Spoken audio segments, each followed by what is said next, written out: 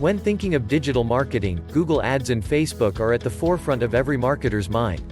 While these platforms are essential to an effective digital strategy, they have become commonplace and saturated with competitors.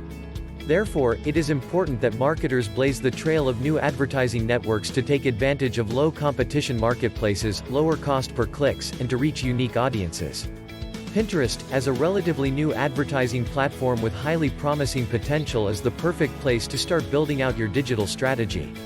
To start building your case for investing in Pinterest, it is important to understand its capabilities.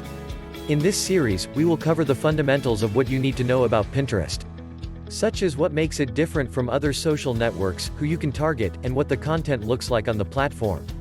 The biggest difference in Pinterest as compared to other social networks is the necessity of creating a board.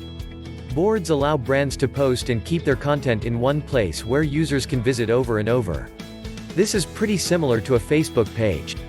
However, Pinterest boards are more focused on product content and imagery, rather than updates and posts. Additionally, one of the added benefits of Pinterest is that the content, or pins, can be pinned to a user's board, where they can easily return to when they are ready to purchase. It is essential to fill your business's boards with high-quality content, as these pins will serve as your ad creative. To learn more about using Pinterest to market your business, see the description below. Remember to add a comment, like this video, and subscribe to our channel. Your support is appreciated.